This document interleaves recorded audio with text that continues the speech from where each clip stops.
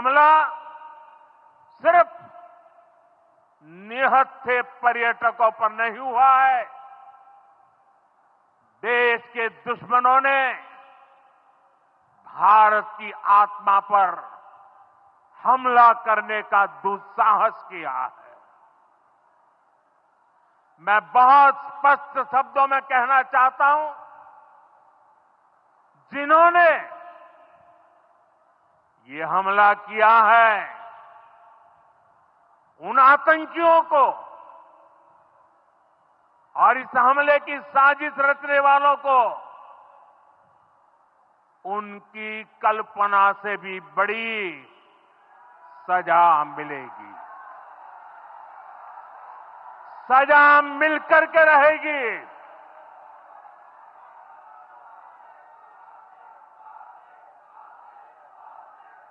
अब आतंकियों की बची खुची जमीन को भी मिट्टी में मिलाने का समय आ गया है। आसमान तक उठती आग की लपटें, हर तरफ डर और अफरा तफरी का माहौल। ये तस्वीरें पाकिस्तान में स्थित आतंक के आकाओं के ठिकानों से आई हैं। भारतीय जाबाजों ने आतंक के आकाओं को उनके असल ठिकाने पर पहुंचा दिया।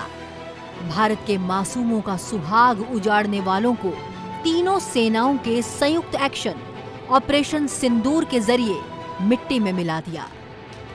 पहलगाम से उठी चीख पुकार, ये तस्वीरें उजड़े सुहाग, बिखरे परिवार, घाटी की शांत फिजा में अशांति का जहर घोलने वाले पाकिस्तान के पाले हुए आतंकवादियों का अंजाम 22 तारीख को ही प्रधानमंत्री नरेंद्र मोदी ने तय कर दिया था। जैसा कि आपको ज्ञात होगा, भारत ने इस तरह के सीमा पार हमलों का जवाब देने और उन्हें रोकने तथा उनका प्रतिरोध करने के अपने अधिकार का प्रयोग किया है। ये कार्यवाही नपीतुली, नॉन एस्केलेटरी, आनुपातिक और जिम्मेदारीपूर्ण है।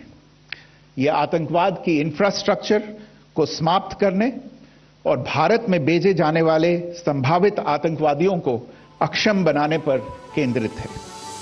जब सब चैन की नींद सो रहे थे, उस वक्त कोई जाग रहा था। भारत की तीनों सेनाओं के योद्धा, खुद प्रधानमंत्री नरेंद्र मोदी 6 और 7 मई की रात एक साथ एक बार में मां भारती के वीरों ने भारत के खिलाफ षड्यंत्र करने वालों को हमेशा हमेशा के लिए मौत की नींद सुला दिया।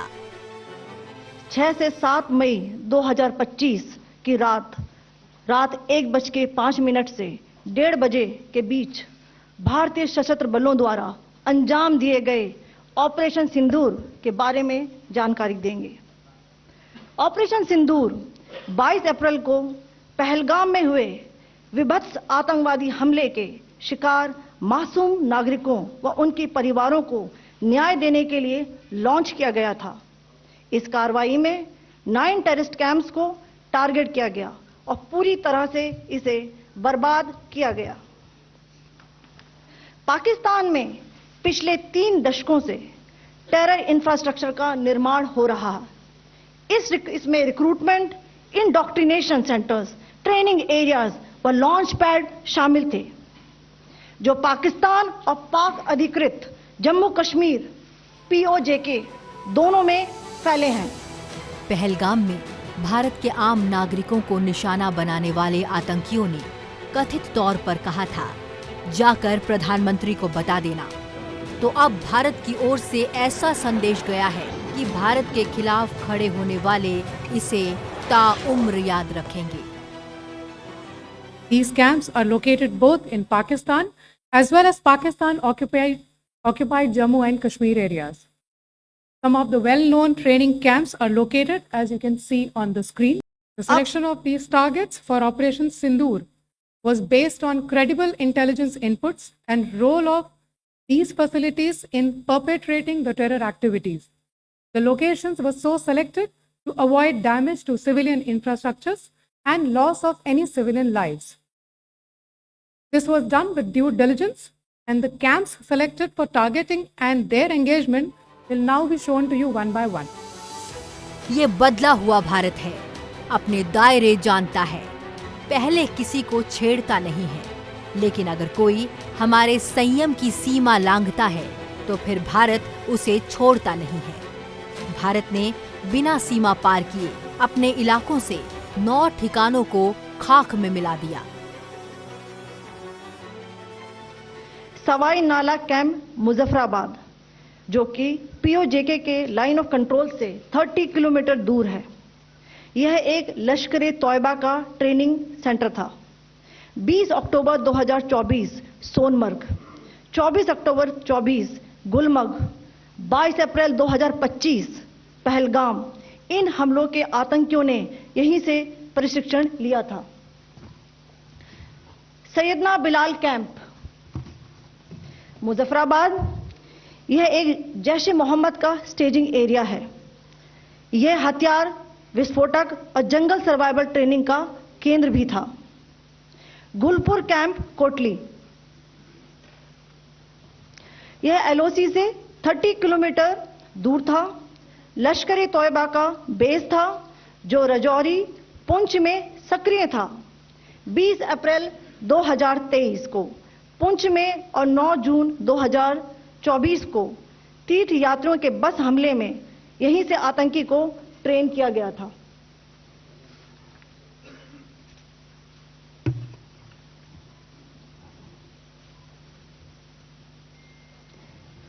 बरनाला कैंप भिंबर, यह एलओसी से 9 किलोमीटर दूर है। यहां पर हथियार, हैंडलिंग, आईईडी व जंगल सर्वाइवल का प्रशिक्षण केंद्र था। अब्बास कैंप कोटली,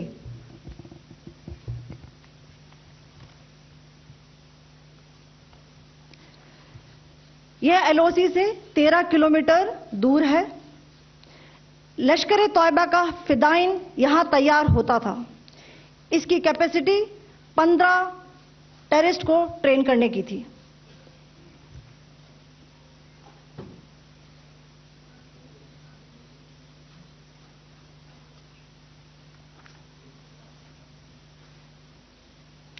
अब मैं पाकिस्तान के अंदर के टारगेट से अवगत कराना चाहूंगी। पहला, सर्जल कैंप सियालकोट, यह अंतर्राष्ट्रीय सीमा से 6 किलोमीटर की दूरी पर है, सांबा कठवा के सामने।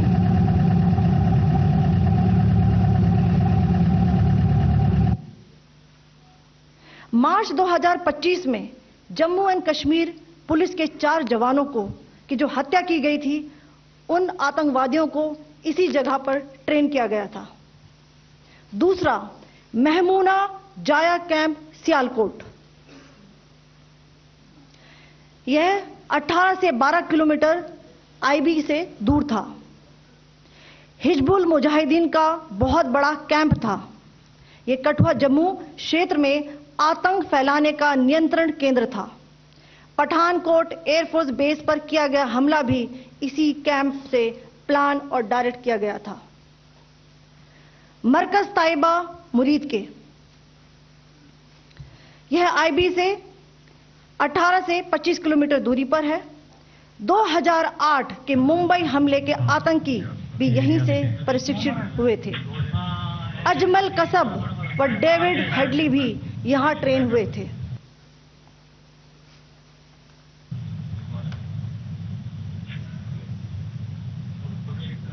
आगे दूसरा आया।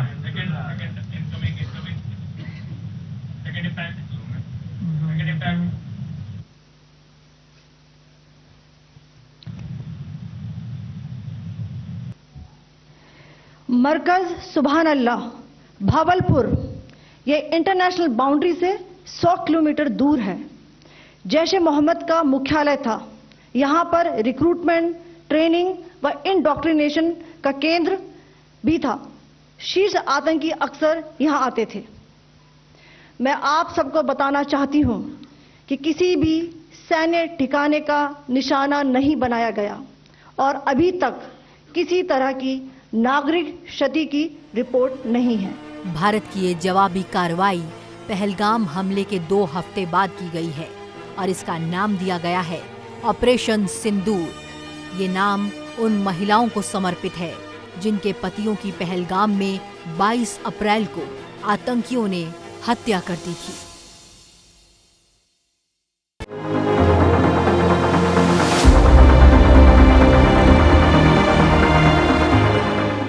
जम्मू कश्मीर के पहलगाम में हुए घातक आतंकी हमले का बदला ले लिया गया है। भारत ने 7 मई की तड़के पाकिस्तान और पाकिस्तान के कब्जे वाले जम्मू कश्मीर में 9 आतंकवादी ठिकानों को जमींदोज कर दिया। हमले में किसी भी पाकिस्तानी नागरिक, सैन्य या आर्थिक बुनियादी ढांचे को नुकसान नहीं पहुंचाया गया, जो लक्षित आतंकवाद विरोधी प्रयासों के प्रति भारत की प्रतिबद्धता को दर्शाता है। सशस्त्र बलों की एयर स्ट्राइक करने के कुछ घंटों बाद विदेश मंत्री डॉक्टर एस जयशंकर ने दुनिया को एक लाइन में मैसेज साझा किया। विदेश मंत्री ने सोशल मीडिया पर कहा, दुनिया को आतंकवाद के प्रति जीरो टॉलरेंस दिखाना चाहिए। पाकिस्तान के हमले को लेकर रक्षा मंत्री राजनाथ सिंह ने सोशल मीडिया प्लेटफॉर्म एक्स पर लिखा, भारत माता की जय। पाकिस्तान और पीओके में आतंकी ठिकानों पर एयर स्ट्राइक पर बोलते हुए गृह मंत्री अमित शाह ने ऑपरेशन सिंदूर को भारत का जवाब बताया है। उन्होंने सोशल मीडिया प्लेटफॉर्म एक्स पर लिखा, हमें अपने सशस्त्र बलों पर गर्व है। ऑपरेशन सिंदूर पहलगाम में हमारे निर्दोष भाइयों की क्रूर हत्या के प्रति भारत की प्रतिक्रिया है। मोदी सरकार भारत और उसके लोगों पर किसी भी हमले का मुंहतोड़ जवाब देने के लिए प्रतिबद्ध है। भारतीय सेना की कार्रवाई के बारे में केंद्रीय मंत्री शिवराज सिंह चौहान ने लिखा है, भारत माता की जय, जय हिंद की सेना। कांग्रेस अध्यक्ष और राज्यसभा में नेता प्रतिपक्ष मल्लिकार्जुन खड़गे ने इस मुद्दे पर लिखा है, पाकिस्तान और पीओके से पैदा होने वाले आतंकवाद के हर स्वरूप के लिए भारत की एक दृढ़ राष्ट्रीय नीति है। हम पाकिस्तान और पीओके में आतंकी ठिकानों पर सेना के हमले पर गर्व करते हैं।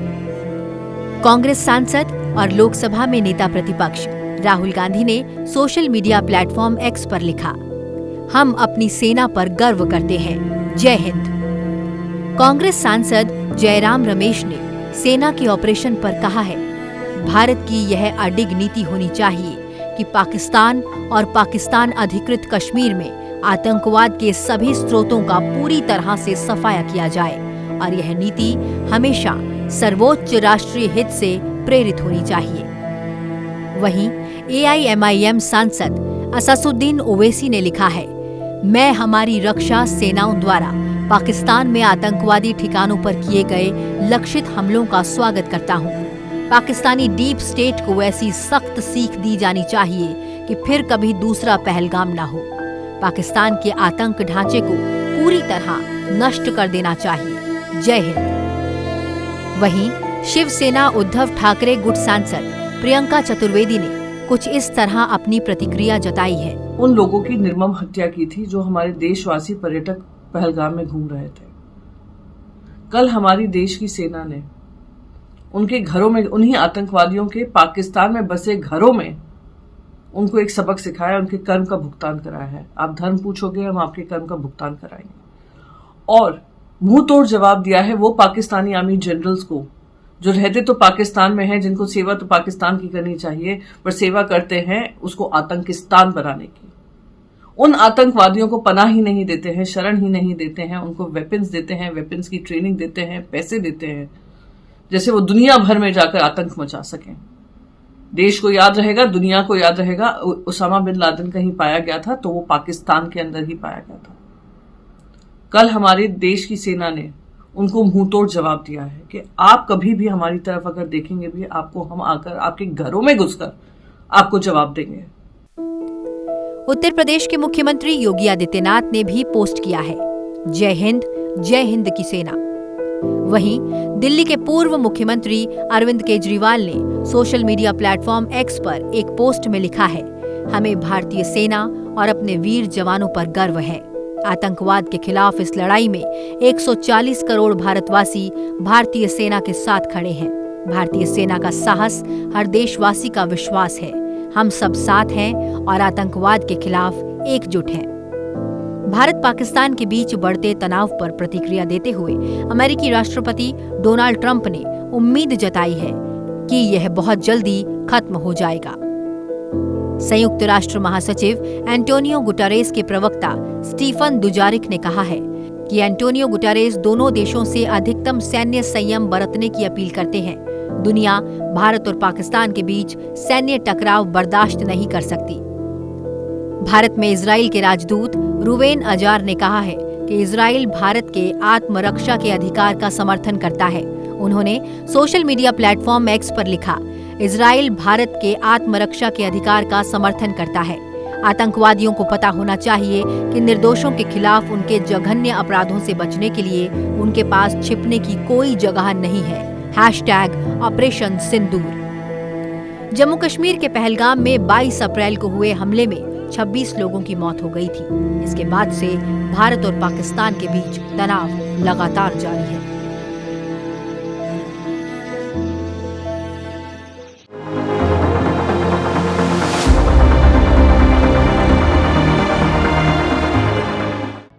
पहलगाम आतंकी हमले के बाद से ही भारत पाकिस्तान पर शिकंजा कसता जा रहा है। भारत एक के बाद एक ऐसे सख्त कदम उठा रहा है कि पाकिस्तान का दम घुटता जा रहा है। ऑपरेशन सिंदूर के जरिए भारत ने पाकिस्तान के भीतर घुसकर 9 आतंकी ठिकानों को जमींदोज कर दिया।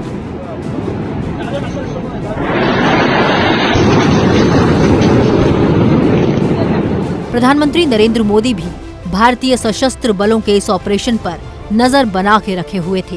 प्रधानमंत्री नरेंद्र मोदी ने कैबिनेट के साथ बैठक भी की है। प्रधानमंत्री नरेंद्र मोदी ने राष्ट्रपति द्रौपदी मुर्मू को ऑपरेशन सिंदूर के बारे में जानकारी दी। वे राष्ट्रपति मुर्मू से मिलने राष्ट्रपति भवन पहुंचे थे। 22 अप्रैल को पहलगाम आतंकी हमले के तुरंत बाद भारत सरकार आतंकवाद के खिलाफ निर्णायक कार्रवाई की रणनीति तैयार करने में जुट गई थी। प्रधानमंत्री नरेंद्र मोदी लगातार उच्च स्तरीय बैठकें कर रहे हैं और कठोर फैसले ले रहे हैं। पहलगाम आतंकी हमले के ठीक दूसरे दिन 23 अप्रैल से राष्ट्रीय जांच एजेंसी NIA ने जांच पड़ताल शुरू कर दी। NIA की टीमें बैसरन घाटी में तैनात हुई और हमले की साजिश का पता लगाने के लिए पूछताछ शुरू कर दी। हमले के बाद भारत ने 24 अप्रैल 2025 को सिंधु जल संधि को निलंबित कर दिया। यह समझौता सिंधु नदी और उसकी सहायक नदियों के पानी को दोनों देशों के बीच बांटता था। भारत का कहना है कि खून और पानी साथ नहीं बह सकते। पाकिस्तान के 80% खेतों को इस पानी से सिंचाई होती है। भारत ने कुछ बांधों के गेट पूरी तरह से बंद कर दिए हैं।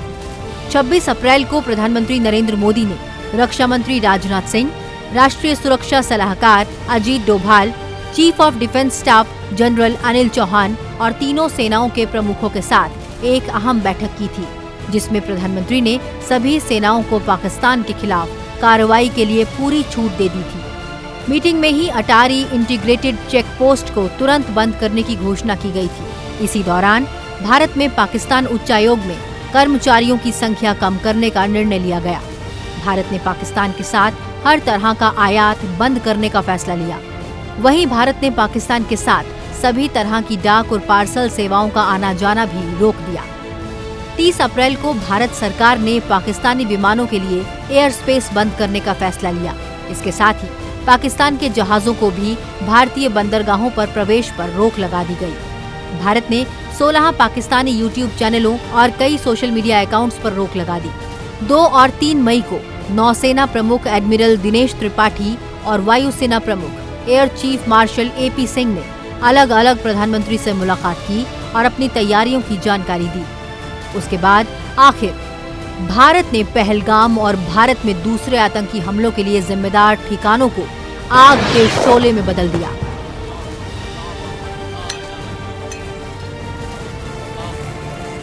भारत अंतर्राष्ट्रीय स्तर और विभिन्न मंचों पर भी अलग थलग करने में जुटा है। फाइनेंशियल एक्शन टास्क फोर्स में पाकिस्तान को फिर से ग्रे लिस्ट में डालने की प्रक्रिया भारत ने शुरू की है। ये पहली बार नहीं है जब भारतीय सेना ने पाकिस्तान की नापाक हरकतों का मुंहतोड़ जवाब दिया है। 18 सितंबर 2016 को जम्मू कश्मीर के उरी सेक्टर के पास आर्मी हेडक्वार्टर आतंकी हमले के बाद भारतीय सेना के स्पेशल कमांडोज ने पाकिस्तान अधिकृत कश्मीर में आतंकवादियों पर सर्जिकल स्ट्राइक की। 6 आतंकवादी कैंप तबाह कर करीब 40 आतंकवादियों का सफाया कर दिया था। वहीं 14 फरवरी 2019 को पुलवामा में सीआरपीएफ के काफिले पर आतंकियों ने हमला किया था। इसके बाद इंडियन एयरफोर्स के फाइटर जेट ने बालाकोट में आतंकियों के ठिकानों पर एयर स्ट्राइक की और आतंक के लॉन्च पैड ध्वस्त किए, जिसमें 200 से ज्यादा आतंकवादियों का सफाया हुआ।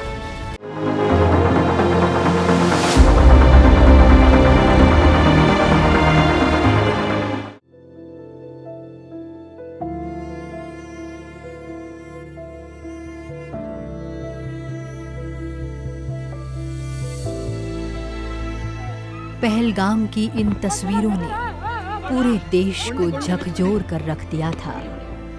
हर भारतवासी के दिल में दर्द था, साथ ही भावनाओं का समंदर भी उफान पर था। वो उफान आतंकवाद के पनाहगार पाकिस्तान पर तूफान बनकर टूटा। पहलगाम आतंकी हमले के बाद से पूरे देश की नजरें प्रधानमंत्री नरेंद्र मोदी की ओर टिकी थी। देश उम्मीद कर रहा था कि प्रधानमंत्री जल्द से जल्द आतंकियों और उनके आकाओं के खिलाफ कोई न कोई कार्रवाई जरूर करेंगे। प्रधानमंत्री ने भी 2 टूक शब्दों में साफ कर दिया था कि आतंकियों और उनके आकाओं को मिट्टी में मिलाने का समय आ गया है। पहलगाम में हुए आतंकी हमले के बाद प्रधानमंत्री नरेंद्र मोदी ने बिहार की धरती से पूरी दुनिया को संदेश दिया था कि अब आतंकवाद को जड़ से खत्म करने का समय आ गया है। इस आतंकी हमले में किसी ने अपना बेटा खोया, किसी ने अपना भाई खोया, किसी ने अपना जीवन साथी खोया है। उनमें से कोई बांग्ला बोलता था, कोई कन्नड़ा बोलता था, कोई मराठी था, कोई ओडिया था, कोई गुजराती था, कोई यहां बिहार का लाल था। आज उन सभी की मृत्यु पर करगिल से कन्याकुमारी तक हमारा दुख एक जैसा है, हमारा आक्रोश एक जैसा है। पहलगाम आतंकी हमले के चलते प्रधानमंत्री नरेंद्र मोदी सऊदी अरब की यात्रा बीच में छोड़कर लौट आए थे। पहलगाम आतंकी हमले के बाद प्रधानमंत्री ने आतंकियों को पनाह देने वालों को सख्त सजा देने की बात कही थी। आज जब मैं आपसे मन की बात कर रहा हूं तो मन में गहरी पीड़ा है। 22 अप्रैल को पहलगाम में हुई आतंकी वारदात ने देश के हर नागरिक को दुख पहुंचाया है। पीड़ित परिवारों के प्रति हर भारतीय के मन में गहरी संवेदना है। भले वो किसी भी राज्य का हो, वो कोई भी भाषा बोलता हो, लेकिन वो उन लोगों के दर्द को महसूस कर रहा है जिन्होंने इस हमले में अपने परिजनों को खोया है। मुझे एहसास है हर भारतीय का खून आतंकी हमले की तस्वीरों को देखकर खौल रहा है। पहलगाम में हुआ ये हमला आतंक के सरपरस्तों की हताशा को दिखाता है, उनकी कायरता को दिखाता है। ऐसे समय में जब कश्मीर में शांति लौट रही थी, स्कूल कॉलेजों में एक वाइब्रेंसी थी, निर्माण कार्यों में अभूतपूर्व गति आई थी, लोकतंत्र मजबूत हो रहा था, पर्यटकों की संख्या में रिकॉर्ड बढ़ोतरी हो रही थी, लोगों की कमाई बढ़ रही थी, युवाओं के लिए नए अवसर तैयार हो रहे थे। देश के दुश्मनों को, जम्मू कश्मीर के दुश्मनों को ये रास नहीं आया। आतंकी और आतंक के आका चाहते हैं कश्मीर फिर से तबाह हो जाए और इसलिए इतनी बड़ी साजिश को अंजाम दिया। आतंकवाद के खिलाफ इस युद्ध में देश की एकता, 140 करोड़ भारतीयों की एकजुटता हमारी सबसे बड़ी ताकत है। यही एकता आतंकवाद के खिलाफ हमारी निर्णायक लड़ाई का आधार है। हमें देश के सामने आई इस चुनौती का सामना करने के लिए अपने संकल्पों को मजबूत करना है। हमें एक राष्ट्र के रूप में दृढ़ इच्छा शक्ति का प्रदर्शन करना है। आज दुनिया देख रही है, इस आतंकी हमले के बाद पूरा देश एक स्वर में बोल रहा है। साथियों, भारत के हम लोगों में जो आक्रोश है, वो आक्रोश पूरी दुनिया में है। इस आतंकी हमले के बाद लगातार दुनिया भर से संवेदनाएं आ रही हैं। मुझे भी ग्लोबल लीडर्स ने फोन किए हैं, पत्र लिखे हैं, संदेश भेजे हैं। इस जघन्य तरीके से किए गए आतंकी हमले की सबने कठोर निंदा की है। उन्होंने मृतकों के परिवारजनों के प्रति संवेदनाएं प्रकट की है।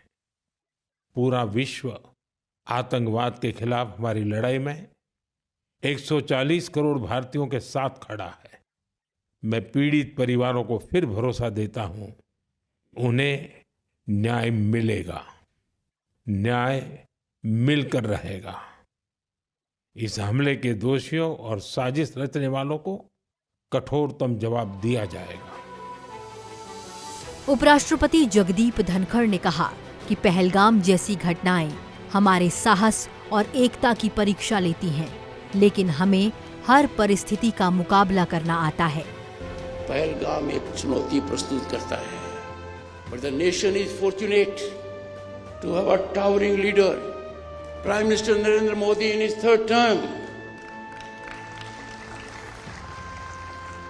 And that is our greatest assurance. But when we have a chunauti like Pahalgam, the nation has to rise as one person. It is an occasion for us to take a resolve. National interest is beyond compromise. Nation first has to be our principle. हम भारतीय हैं, भारतीयता हमारी पहचान है, राष्ट्रवाद हमारा धर्म है और राष्ट्रीयता से हम ओतप्रोत हैं। इससे हम दूर नहीं हटक सकते और यही कारण है कि आज दुनिया भारत की ओर देख रही। उपराष्ट्रपति जगदीप धनखड़ ने कहा, प्रधानमंत्री नरेंद्र मोदी पर पूरे देश को भरोसा है। I join the nation in expressing profound grief and outrage at the heinous terrorist attack in Pahalgam that claimed innocent lives. It is a grim reminder that terrorism is a global menace to be addressed by humanity in unison. Bharat is the world's most peace-loving nation, and our civilizational ethos reflected in Vasudhaiva Kutumbakam is getting global resonance. Our visionary leadership in the shape of a Prime Minister who is in his third term is our greatest assurance that the nation's rise cannot be handicapped by any situations, internal or external. But we all have to bear in mind that national interest is supreme. This was echoed by none else than Dr. B.R. Ambedkar while imparting his final address to the Constituent Assembly. We therefore have to take a resolve to always keep nation first. National interest cannot be intertwined with partisan interest. It has to be uppermost. This cannot be subservient to any interest, political, personal, or for a group. It was with this spirit we observed silence. Bharat ने पाकिस्तान की नापाक हरकत का मुंहतोड़ जवाब दिया। जवाब भी कोई ऐसा वैसा नहीं, बल्कि सीधा जवाब। भारत आतंकवाद पर न किसी किंतु में रहता है, न किसी परंतु में। भारत का सीधा रास्ता है, जो भी, जहां भी, जैसे भी हो, बस अगर वो भारत के खिलाफ है तो उसको मुकम्मल सजा मिलेगी। ऐसा ही पहलगाम के गुनहगारों के साथ मां भारती के वीरों ने किया।